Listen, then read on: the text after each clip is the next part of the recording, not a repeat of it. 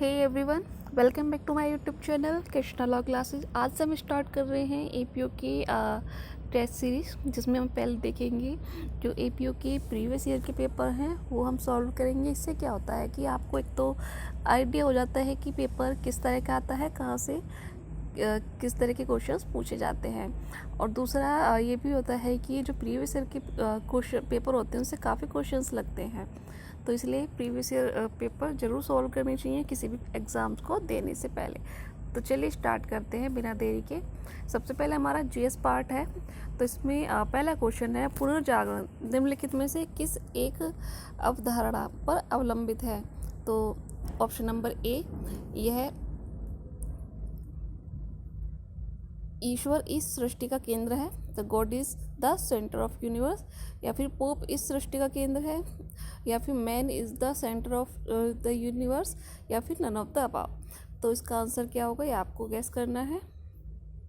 तो जिसका right answer हो जाएगा ऑप्शन नंबर सी, मनुष्य इस सृष्टि का केंद्र है। ये पुनर्जागरण की अवधारणा पर अवलंबित है। ठीक है,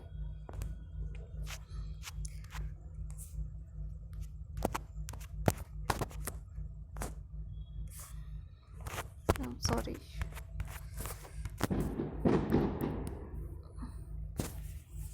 नेक्स्ट चलते हैं।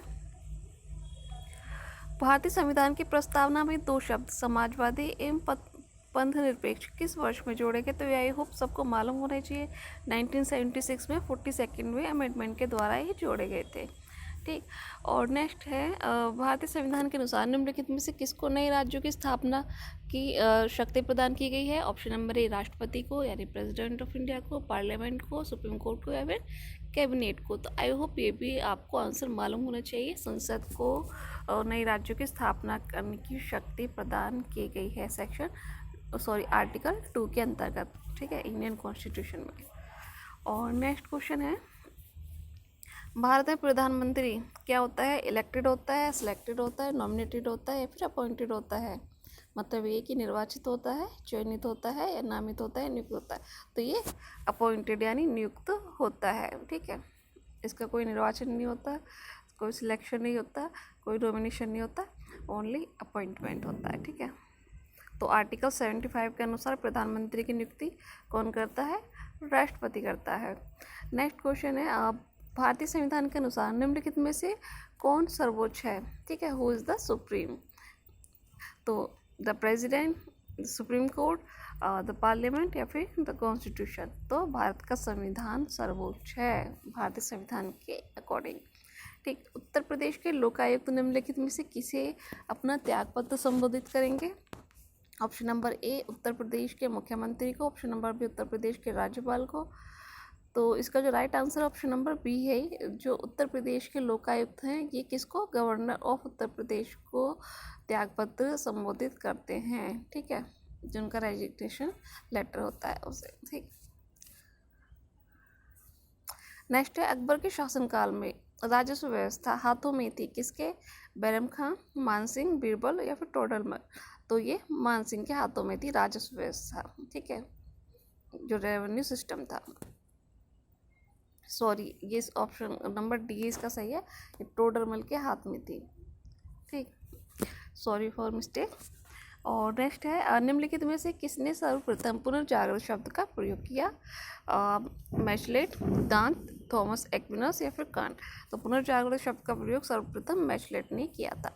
2013 में विश्व का सर्वाधिक कॉफ़ी उत्पादक देश कौन सा है। तो आई होप ये उस टाइम का क्वेश्चन है, ये आपको अब का करंट पढ़ना है। ठीक है, तो ब्राज़ील तब भी था और आज भी ब्राज़ील ही है। अगर हम करंट में देखें तो विश्व का सबसे बड़ा सर्वाधिक कॉफ़ी उत्पादक देश ब्राज़ील ही है। ठीक है, और ब्राज़ील की राजधानी क्या है, ब्राज़ीलिया। निम्नलिखित भारतीय राज्यों में से कौन बांग्लादेश की सीमा नहीं बनाता है। देखिए, असम तो बनाता ही है, मेघालय बनाता है, त्रिपुरा बनाता है।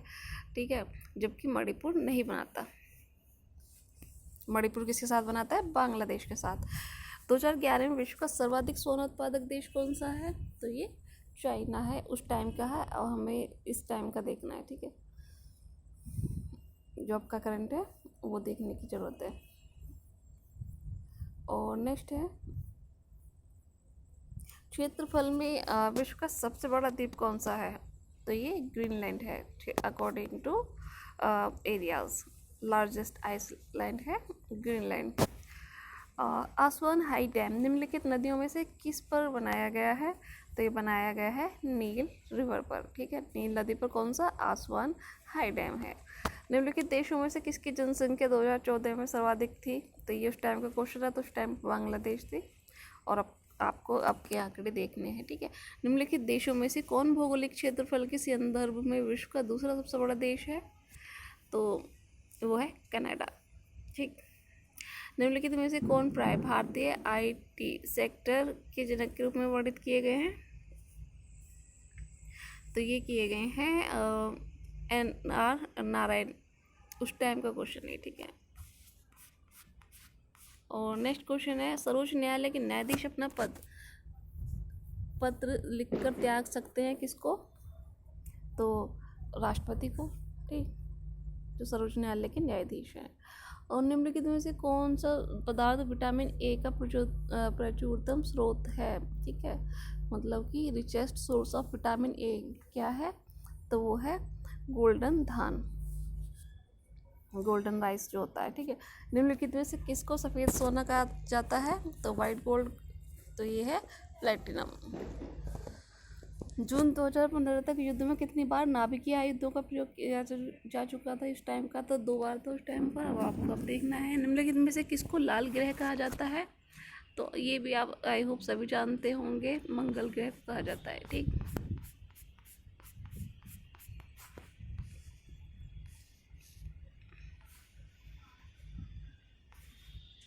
नेक्स्ट, निम्नलिखित में से कौन सा रोग विषाणु जनित है? तो ये है यकृत शोथ,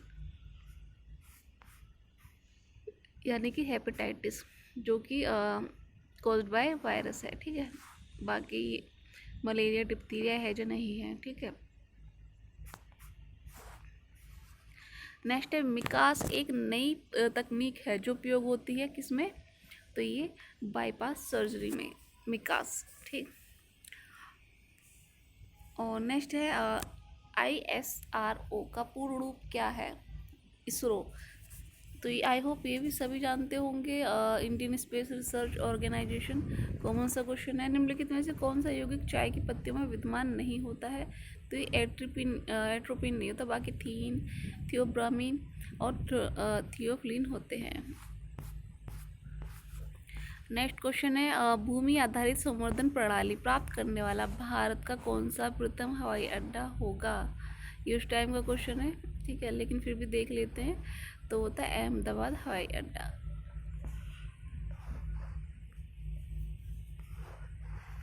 ये करंट के क्वेश्चन है, इन्हें हम छोड़ देंगे। नेक्स्ट देखते हैं।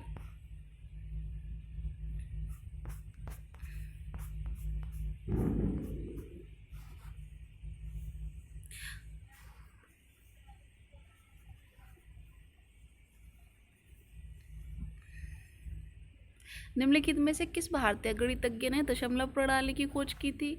तो आई होप आपको इसका आंसर मालूम होना चाहिए। तो ये की थी पिंगल ने। ठीक है, दशमलव प्रणाली की खोज की थी पिंगल ने। ठीक, और नेक्स्ट क्वेश्चन है निम्नलिखित में से किस ऋषि ने गायत्री मंत्र की रचना की थी? तो की थी विश्वामित्र ने। और ये कहाँ पर इसका वर्णन किया गया? ऋग्वेद के 3रे मंडल में इसका उल्लेख किया गया। और निम्नलिखित में से किसने जैन धर्म में ब्रह्मचर्य के सिद्धांत को जोड़ा? तो ये जोड़ा था महावीर ने। ठीक है, और नेक्स्ट है निम्नलिखित में से किसका उल्लेख ऋग्वेद में नहीं है? तो जनपद का उल्लेख ऋग्वेद में नहीं है। और निम्नलिखित में से किस खेल में राजेंद्र लाहिड़ी को फांसी दी गई थी? तो गोंडा में राजेंद्र लाहिड़ी को फांसी दी गई थी। नेक्स्ट है हाल ही में निम्नलिखित में से किसको नया केंद्रीय सतर्कता आयुक्त नियुक्त किया गया है? तो ये किया गया KV चौधरी को। ठीक है, न्यू सतर्कता इस टाइम का है, तो आप ये से छोड़ देते हैं। निम्नलिखित में से 15 अगस्त 1947 को भारतीय राष्ट्रीय कांग्रेस के अध्यक्ष कौन थे? तो ये थे JV कृपलानी। ठीक है, इम्पोर्टेंट क्वेश्चन है ये। सत्याग्रह शब्द दिया गया था किसके द्वारा? मगन लाल गांधी के द्वारा। ठीक, भारत का प्रथम गवर्नर जनरल नियुक्त हुआ था किस सन में? 1774, 1833, 1858 या फिर 1911। तो 1833 के चार्टर एक्ट के द्वारा बंगाल के गवर्नर जनरल को भारत का गवर्नर जनरल बनाया गया। और कौन थे वो? William Bentinck. ठीक। और उस टाइम पर हमारा कौन सा एक्ट जो सेंट्रल एक्ट है, यूपी पुलिस एक्ट, इनके द्वारा ही असेंट दी गई थी इसको। ठीक है। राष्ट्रवाद का प्रचार एवं प्रसार के लिए बाल गंगाधर तिलक द्वारा निकाला गया समाचार पत्र, तो आई होप सभी जानते होंगे, केसरी है। निम्नलिखित में से किसने इंकलाब जिंदाबाद का नारा दिया था? तो ये दिया था किसने? भगत सिंह ने। और निम्नलिखित में से कौन प्रथम भारतीय ICS में चयनित हुए थे, इंडियन सिविल सर्विस में? तो ये सत्येंद्रनाथ टैगोर थे। ठीक है। आगरा की मोती मस्जिद का निर्माण किसके शासनकाल में हुआ था? तो ये हुआ था शाहजहां के। ठीक। निम्नलिखित में से किसने सर्वप्रथम स्वराज शब्द का प्रयोग किया? तो ये किया था दादा भाई नौरोजी जी। गदर समाचार पत्र प्रकाशित हुआ था अमेरिका में। ठीक। अब हम देखेंगे लॉ पार्ट। ठीक है, विधि का सेकंड पार्ट है। तो क्वेश्चन है 51। मुस्लिम माता पिता के बच्चे दंड प्रक्रिया संहिता की धारा 125 के दिन भरण पोषण के हकदार नहीं हैं, या फिर यदि तलाकशुदा पत्नी के साथ रहते हैं तो दंड प्रक्रिया संहिता की धारा 125 के दिन भरण पोषण के अधिकार नहीं है, या फिर भरण पोषण के हकदार हैं, या फिर CRPC में शासित नहीं है। तो ये हकदार होंगे। ठीक है, मुस्लिम माता पिता के बच्चे। और ऐसा कहा गया है 125 के उपबंध प्रकृति से धर्मनिरपेक्ष है और इसका किसी धर्म विशेष अथवा व्यक्तिगत विधि से कोई विरोध नहीं है। तो मुस्लिम माता पिता के बच्चे भरण पोषण के हकदार हैं। वारंट मामले का आश्रय अपराध से संबंधित है जो, तो वारंट मामले कौन से मामले होते हैं? मृत्युदंड से दंडनीय है, और या फिर आजीवन कारावास या 2 वर्ष से अधिक के कारावास से दंडनीय, और या फिर 2 वर्ष से अनधिक कारावास से दंडनीय। तो उपयुक्त ए सही है। ठीक है, जो मृत्यु आजीवन कारावास या 2 वर्ष से अधिक के कारावास से दंडनीय अपराध हैं। ठीक है, वो वारंट मामले हैं। ठीक। कै पर एक बार चोरी और दूसरी बार घोर उपपत्ति का आरोप है। तो यहाँ पर कै पर चोरी करने और घोर उपपत्ति के आरोप अलग अलग लगेंगे, या फिर एक साथ लगेंगे, या फिर चोरी और घोर उपपत्ति के लिए विचार एक साथ होगा कै का, या फिर कै पर चोरी और घोर उपपत्ति के आरोप एक साथ लगेंगे परंतु विचार अलग अलग हो। तो उस पर कै पर चोरी और घोर उपपत्ति के अलग अलग आरोप लगेंगे और उनका विचारण भी पृथक पृथक होगा। दंड प्रक्रिया संहिता की धारा 145 के अधीन स्थावर संपत्ति के बारे विवाद में कार्यपालक मजिस्ट्रेट किस प्रश्न का निर्णय कर सकता है? कब्जा और हक का। ठीक, यानी कि पोजीशन एंड टाइटल का। तो जो इसका राइट आंसर है तो ऑप्शन नंबर ए नहीं है, ऑप्शन नंबर बी है, एक्चुअल पोजीशन। जो वास्तविक कब्जा है वही होगा। ठीक है। नेक्स्ट है निम्नांकित पर विचार कीजिए। प्रथम सूचना रिपोर्ट अपराध कारित होने की सूचना मात्र है, या फिर प्रथम सूचना रिपोर्ट अपने आप में एक सारभूत साक्ष्य है। तो इसमें से कौन सा? ऑप्शन नंबर ए सही है, परंतु जो सेकंड है वो सही नहीं है, क्योंकि ये अपने आप में सारभूत साक्ष्य नहीं है। ये ओनली कोरबोरेशन और रिपोर्टर की काम ही आती है प्रथम सूचना रिपोर्ट यानी FIR। नेक्स्ट है क्या चोरी का अभियुक्त है गिरफ्तारी के पश्चात 90 दिन निरोध में रखा जाता है, दोषसिद्धि होने पर 1 वर्ष का कारावास दिया जाता है। क्या 90 दिन की मुजराई का दावा कर सकता है? तो हाँ, कर सकता है। 428 के अनुसार अभियुक्त द्वारा मांगी गई निरोध की अवधि के कारावास के दंडादेश के विरुद्ध मुजरा किया जा सकता है। निम्नलिखित में से कौन सा उपचार दंड प्रक्रिया संहिता में प्रावधानित नहीं है? तो जो रिव्यू है इससे संबंधित प्रावधान CRPC में कहीं नहीं किए गए हैं, जबकि रेफरेंस है, निर्देश है, रिवीजन है और अपील भी है। तो रेफरेंस हम कहाँ पर देखते हैं? 395 में, 397 में पूर्व यानी रिवीजन है। ठीक, और अपील समिति प्रावधान 372 से 394 में दिए गए हैं। दंड प्रक्रिया संहिता की निम्नांकित में से कौन सी धारा विवाह के विरुद्ध अपराध के अभियोजन के संबंध में है? तो ये 198 है। ठीक, दंड प्रक्रिया संहिता की कौन सी धारा बंदी प्रत्यक्षीकरण से मिलती जुलती है? तो वो 97 है। ठीक, जो परिरुद्ध व्यक्ति हैं उनकी तलाशी के लिए होती है। ठीक, एक न्यायिक मजिस्ट्रेट स्वीकृति अभिलिखित कर सकता है विचारण के दौरान या फिर जांच के दौरान, अन्वेषण के दौरान, ये उपरोक्त सभी में, तो वह केवल अन्वेषण के दौरान कर सकता है। ठीक, तो कोई महानगर मजिस्ट्रेट और न्यायिक मजिस्ट्रेट चाहे उसे मामले की अधिकारिता हो या न हो, तत्सर्वप्रत किसी अन्य विधि के अधीन किसी अन्वेषण के दौरान या तत्पश्चात जांच या विचारण की प्रारंभ होने के पूर्व के समय अपने से ही की गई स्वीकृति को अभिलिखित कर सकता है। अभिभाग सौदेबाजी प्रावधान किस पर लागू होते हैं? तो ये उपरोक्त में से किसी पर नहीं होते हैं। किस पर? एक तो भारत की सामाजिक आर्थिक स्थितियों पर प्रभाव डालने वाले अपराधों पर, स्त्रियों के विरुद्ध अपराधों पर और 14 वर्ष तक आयु के बालकों के विरुद्ध अपराधों पर। ठीक है, इन पर लागू नहीं होंगे। नेक्स्ट है, यदि किसी न्यायालय का पीठासीन न्यायाधीश निर्णय में हस्ताक्षर नहीं करता तथा तिथि अंकित नहीं करता है तो यह क्या है? असाध्य प्रक्रियात्मक अनियमितता है। या फिर CRPC की धारा 465 सब क्लॉज 1 के अधीन साध्य प्रक्रियात्मक अनियमितता है या फिर तात्विक अनियमितता है। ठीक है, ये अनियमितता मतलब इरेगुलरिटी या फिर इलीगलिटी यानी अवैधिकता है। तो क्वेश्चन ये पूछा गया है कि यदि कोई पीठासीन न्यायाधीश हस्ताक्षर नहीं करता है, कोई तिथि अंकित नहीं करता है अपने निर्णय पर, तो इसे क्या कहेंगे हम? तो यह है एक प्रोसीजरल इरेगुलरिटी यानी curable under section 465 sub clause 1 CRPC के अधीन है। तो यह साध्य प्रक्रियात्मक अनियमितता है।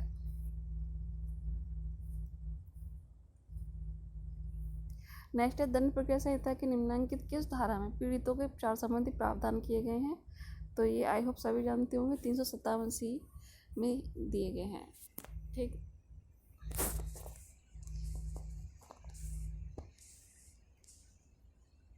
नेक्स्ट है CRPC की धारा 2 सब क्लॉज 4 के अंतर्गत लोक अभियोजक से विपरीत है तथा उसमें शामिल है धारा 24 के अंतर्गत नियुक्त कोई व्यक्ति या फिर लोक अभियोजन के निर्देशों के अधीन कार्य करने वाला कोई व्यक्ति। तो ये दोनों है। ठीक, नेक्स्ट देखते हैं, दंड प्रक्रिया संहिता की निम्नलिखित में से कौन सी धारा प्रतिकर भुगतान न्याय से संबंधित है? तो ये 357 ही है।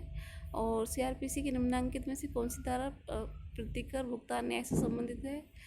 तो ये सभी हैं 328, 331, 334।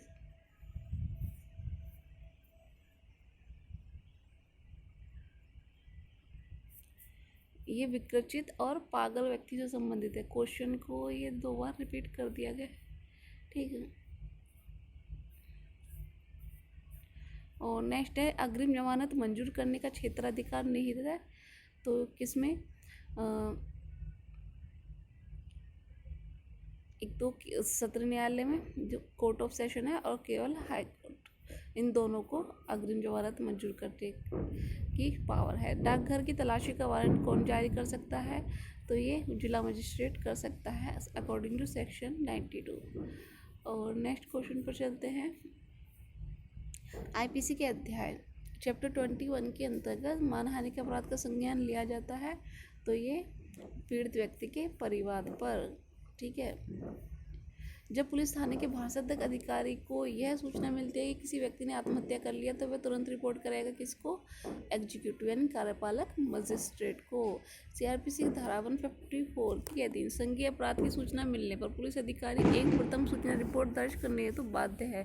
यह नियम निम्नवाद में उच्चतम न्यायालय द्वारा संप्रेषित किया गया था। ललिता कुमारी बनाम उत्तर प्रदेश राज्य, कल्याण बनाम उत्तर प्रदेश राज्य।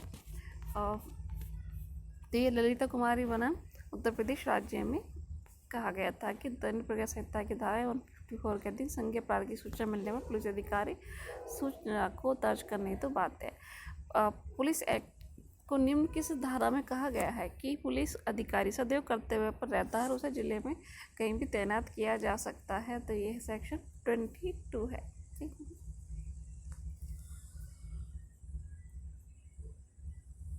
पुलिस एक्ट 1861 की धारा 7 संबंधित है किससे?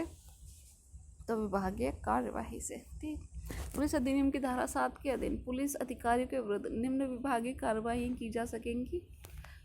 तो वो है 1 मास के वेतन से अनधिक किसी राशि का जुर्माना, और दंड स्वरूप व्यायाम, अतिरिक्त पहरा, अतिश्रम का दंड, साधारण वेतन से वंचित करना, विशिष्ट या विशेष उपलब्धि के पद से हटाना। ठीक है। उत्तर प्रदेश पुलिस विनियमों के अंतर्गत ग्राम चौकीदार उत्तरदायी होता है किसके? जिला पुलिस अधीक्षक के प्रति, पुलिस अधीक्षक के प्रति, या फिर ग्राम प्रधान के प्रति, या फिर जिला मजिस्ट्रेट, तो जिला मजिस्ट्रेट के प्रति। और इसकी नियुक्ति भी जिला मजिस्ट्रेट ही करता है ग्राम चौकीदार की। दंडादेश जो मुख्य न्यायिक मजिस्ट्रेट दे सकेंगे, तो मुख्य न्यायिक मजिस्ट्रेट 7 वर्ष से अनधिक का कारावास दे सकता है। ठीक है, यानी 7 वर्ष से कम तक, ना कि ज़्यादा। CRPC की किन धाराओं में साक्षी की भंगिमा के बारे में टिप्पणी की गई? 280 है। आई होप सभी जानते होंगे। ठीक है। और नेक्स्ट है निम्नांकित में से थाने का भाषात्मक अधिकारी कौन है? मुख्य कांस्टेबल, पुलिस का सहायक उप निरीक्षक, पुलिस का उप निरीक्षक, या फिर उप अधीक्षक। तो जो इसका राइट आंसर हो जाएगा ऑप्शन नंबर सी। जो भाषात्मक अधिकारी होता है वो उप निरीक्षक होता है। ठीक है। चिकित्सा अधिकारी उपहति या मृत्यु उपरांत परीक्षण रिपोर्ट की कितनी प्रतियां तैयार करेगा? तो ये 3 प्रतियां तैयार करेगा। यूपी पुलिस रेगुलेशन के निम्नलिखित किस पैरा में प्रावधानित है कि विशेष अवसरों को छोड़कर सिविल पुलिस के सिपाही सशस्त्र नहीं होंगे? तो पैरा 61 के अनुसार। और सशस्त्र पुलिस में प्रधान कांस्टेबल की नियुक्ति जिला पुलिस बल के पदोन्नति द्वारा निम्न में से कौन करेगा? तो ये कौन करेगा? पुलिस अधीक्षक पदोन्नति। ठीक है। और पुलिस अधिनियम की धारा 15 सब क्लॉज 3 जो विशुद्ध या संकटपूर्ण क्षेत्रों से संबंधित है के अंतर्गत अतिरिक्त पुलिस बल का खर्च निम्न में से किसके द्वारा वहन किया जाएगा? तो ये किया जाता है उस क्षेत्र के निवासियों द्वारा। ठीक है। पुलिस अधिनियम 1861 में मवेशी शब्द अंतर्गत निम्न में से कौन शामिल नहीं है? तो कुत्ता इसमें शामिल नहीं है। ठीक है। जो पशु की डेफिनेशन दी गई है भेड़ बकरी है, लेकिन कुत्ता बिल्ली नहीं है।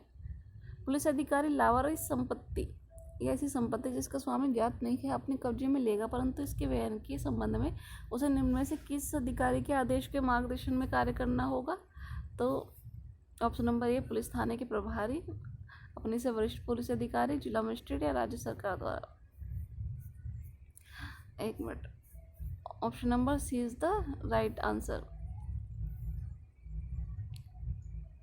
तो जिला मजिस्ट्रेट के प्रति होगा वो। ठीक है। और नेक्स्ट है पुलिस विनियम के निम्नांकित किस पैरा में यह प्रावधानित है कि पुलिस थाना प्रभारी का यह व्यक्तिगत कर्तव्य है कि वह विकृत व्यक्ति को अन्य व्यक्तियों के साथ उसी सेल में न रखे? तो ये पैरा 161। नेक्स्ट है पुलिस अधिनियम 1861 की निम्नांकित में से कौन सी धारा विशिष्ट पुलिस अधिकारियों की शक्तियों से संबंधित है? तो यह है सेक्शन 18। ठीक। विशेष पुलिस अधिकारी 17 में है, और विशेष पुलिस अधिकारियों की शक्तियाँ फिर 18 में आ जाती हैं। और उनकी रूप में सेवा करने से इनकार विशेष पुलिस अधिकारी के रूप में 19 में है, और पुलिस अधिकारियों द्वारा उपयोग किए जाने वाला अपराधिकार 20 में है। इसमें करेक्टली मैच्ड पूछा गया है 86 के अंतर्गत, तो वो है option number D, investigation chapter 10 है। ठीक। पुलिस अधिनियम की निम्नांकित किस धारा में जिला पुलिस अधीक्षक को त्योहारों के अवसर पर सड़कों पर संगीत विनियमित करने की शक्ति प्राप्त है? तो ये सेक्शन 30 में है। ठीक। लोक जमावों और जुलूसों को लोक सड़कों, गलियों या मार्गों का संचालन के लिए निम्न में से कौन आदेश दे सकता है? भाषात्मक अधिकारी, पुलिस अधीक्षक, मजिस्ट्रेट, या उपरोक्त में से कोई भी? तो जिसका राइट आंसर है ऑप्शन नंबर बी, जिला अधीक्षक या सहायक जिला अधीक्षक। ठीक। नेक्स्ट है ये सही मिलान करने के लिए तो आपराधिक षड्यंत्र हम जानते हैं सेक्शन 120A में है, हत्या का प्रयास 307 में, आपराधिक मानव 299, उद्यापन 383। और कैने खे को मृत्यु की धमकी देकर खे से 10,000 रुपये की राशि ले ली। कहने निम्न में से कौन सा अपराध किया है, तो ये एक्सटॉर्शन यानी उद्यापन है। तो उद्यापन की डेफिनेशन किस प्रकार है कि इसकी जो आवश्यकता है, साक्ष्य किसी व्यक्ति को स्वयं को या किसी अन्य व्यक्ति को, मतलब जो कोई साक्ष्य किसी व्यक्ति को स्वयं उसको या किसी अन्य व्यक्ति को क्षतिकारित करने के भय में डालता है। इस प्रकार भय में डाले गए व्यक्ति को कोई संपत्ति या मूल्यवान प्रतिभूति परिदत्त करने के लिए बेईमानी से प्रेरित करता है, तो क्या करता है, एक्सटॉर्शन करता है। संपत्ति का बेईमानी से दुर्विनियोग निम्न में से किस के विरुद्ध अपराध है, तो ये चल संपत्ति के विरुद्ध अपराध है। भारतीय दंड संहिता के निम्नलिखित में से किस धारा के अंतर्गत लोकमार्ग पर उतावलेपन से प्रेक्षा द्वारा वाहन चलाना, तो ये सेक्शन 279। न्यायालय शब्द को परिभाषित किया गया सेक्शन 20 में, और सरकार की परिभाषा 17, 18 भारत न्यायाधीश 19, 20 न्यायालय। भारतीय दंड संहिता की निम्नलिखित में से कौन सी धारा विधि की भूल क्षमा नहीं से संबंधित है, तो ये सेक्शन 79 है। ठीक, option number C is the right answer. भारतीय दंड संहिता की धाराएं 304B तथा 498A आपस में समावेशी है, इंक्लूसिव है। ठीक है, नॉट म्यूचुअली इंक्लूसिव है, तो ये आपस में समावेशी नहीं है। 304B और 498A। केस सिविल सेवा में होने का मिथ्या उपदेश करके साक्ष्य ये इसे प्रवंचना करता है और इस प्रकार बेईमानी से यह खुद प्रेरित करता है कि वह उसे उधार पर माल देने जिसका मूल्य चुकाने का उसका इरादा नहीं है, कैद द्वारा किया गया अपराध है। कैसा, चीटिंग है। ठीक, कैक है को जो 19 वर्ष का युवक है एक कॉम्पैक्ट डिस्क CD अश्लील तस्वीरें आमोदार देखने के लिए बांटता है। कहने भारतीय दंड संहिता की किस धारा के अंतर्गत प्रावधान किया है, तो उसने किया है सेक्शन 293 में। ठीक,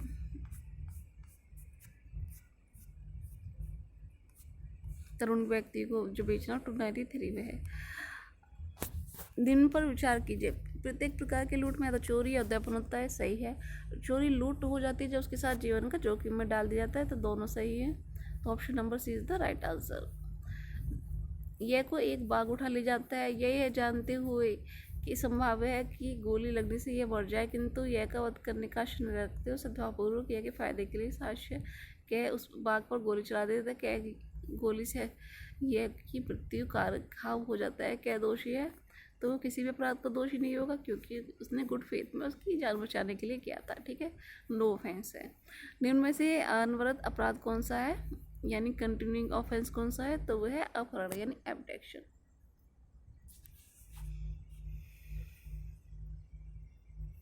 अब इनमें सही सुमेलित कौन सा नहीं है ये हमें देखना है, तो ठग 309 में नहीं 310 में है। काउंटरफीटिंग 231 है। ब्राइवरी 171 ख में डिफाइन किया गया। जेंडर 8 में है।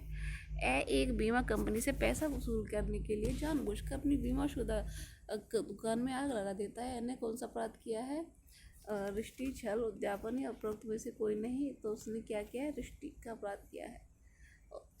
नेक्स्ट पर विचार कीजिए, मेरे द्वारा मेरी इच्छा के विरुद्ध किया गया कारण मेरा नहीं है। सिद्धांत ने भारतीय दंड संहिता की धारा 94 में स्थान लिया है, तो ये मैक्सिम है actus me invito factus non est meus actus. तो the maxim de minimis non curat lex has been incorporated in section 95। तो विधि तुच्छ कार्य पर ध्यान नहीं देती। इस सिद्धांत पर भारतीय दंड संहिता धारा 95 में निगमित है, सही है। तो जो दोनों ही सही है। ठीक, क्या कुल्हाड़ी से काम कर रहा है, कुल्हाड़ी का फल उसमें से उछल जाता है और निकट खड़ा हुआ व्यक्ति उससे मर जाता है। क्या दोषी हत्या का, आपराधिक मानववध का, जो हत्या नहीं है, फिर गंभीर उपहत्या का, कोई नहीं, तो ये किसी भी अपराध का दोषी नहीं है। ठीक, भारतीय दंड संहिता की निम्न में से किस धारा में भीख मांगने के प्रयोजनों के लिए अप्राप्त व्यय का व्यापार विकलांगीकरण वर्णित किया गया है, तो ये 363A में है। ठीक, भारतीय दंड संहिता की कौन सी धारा 320 में घोर उपहत्या के अंतर्गत कितने प्रकार की उपहत्याएं, तो 8 प्रकार की हैं। और नेक्स्ट है आर बनाम मैकनाटन, विकृतचित्ता एक बचाव है से संबंधित है, बिल्कुल सही है। आर बनाम गोविंदा सामान्य आशय से संबंधित वाद है, गलत है। ठीक, और आर बनाम डडलैंड स्टीफेंसन आवश्यकता संबंधित है, सही है। और state versus K M Nanavati is the case related to murder on grave and sudden provocation, बिल्कुल सही है। Option number C is the right answer, both correct है, ठीक। एक्स कै को खे से गंभीर और अचानक प्रकोप में मिला। कै को किससे? खे से। उसने शासकीय ये की मृत्यु कायद कर दी। यह खे का भाई है। कै ने अपराध किया है हत्या का, ठीक। कै एक भिखारी को पर्याप्त खाद्य सामग्री होने के बावजूद नहीं देता है, तो उसने कौन सा अपराध किया है? नो ऑफेंस, कोई अपराध नहीं किया। एक भारतीय द्वारा विदेश में किए गए अपराध का विचार क्षेत्राधिकार भारत के न्यायालयों को है। एक विदेशी न्यायालय विदेशी द्वारा भारत में किए गए अपराध के विचार का क्षेत्राधिकार भारतीय न्यायालय को नहीं है, तो प्रश्न में से कौन सा सही है? तो option number is true but 2 is false, ठीक। परिवार नियोजन का विशेषज्ञ होने का दावा करने वाले एक व्यक्ति कै ने यह को कुछ रसायन दिया। रसायन का उपभोग करने से यह कि गर्भ में पल रहे बच्चे की गर्भ में ही मृत्यु हो गई। कै ने कौन सा अपराध किया है? तो उसने गर्भपात कारित किया है। शत्रुघ्न चौहान बनाम भारत संघ का बाद संबंधित है किससे? तो ये फांसी की सजा को आजीवन कारावास में बदलने से संबंधित है, ठीक। असाक्ष्य एक स्त्री को क्षुभित करने के इरादे से उसके चेहरे पर पड़ा घूंघट हटा देता है, यानी क्या है? क्रिमिनल फोर्स, आपराधिक बल का प्रयोग। भारत दंड संहिता कौन सी धारा जुर्माना न देने पर कारावास जबकि अपराध केवल जुर्माने से दंडनीय हो संबंधित है? तो यह 67।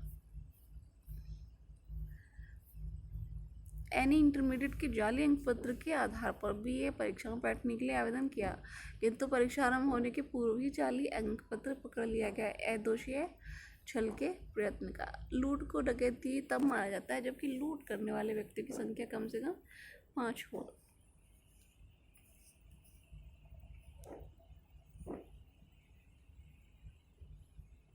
ये गलत है। लूट को डकैती, हाँ सही है। लूट के लिए तो कम से कम 2 होनी चाहिए और उसे डकैती मारने के लिए 5 होनी चाहिए। साक्ष्य अधिनियम की धारा 3 में इलेक्ट्रॉनिक अभिलेखों की स्थिति से शामिल किया गया है, तो ये 17 अक्टूबर 2000 से, ठीक।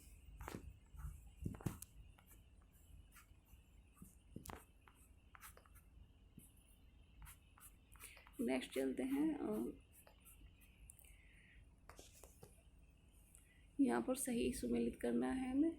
तो दस्तावेज सेक्शन 3 में, प्राथमिक साक्ष्य सेक्शन 62 में, सेकेंडरी 63 में, मौखिक साक्ष्य 60 में।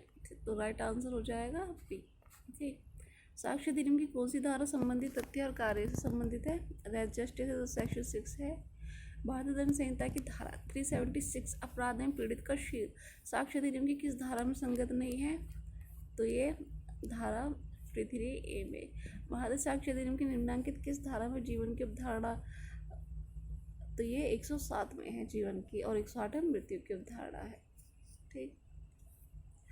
नेक्स्ट है भारतीय साक्ष्य अधिनियम के अंतर्गत स्वीकृति कौन कर सकता है? तो वह व्यक्ति जिससे हित उत्पन्न हुआ है, ठीक। निम्न में से कौन लोक दस्तावेज नहीं है? तो शव परीक्षण रिपोर्ट लोक दस्तावेज नहीं है, ठीक।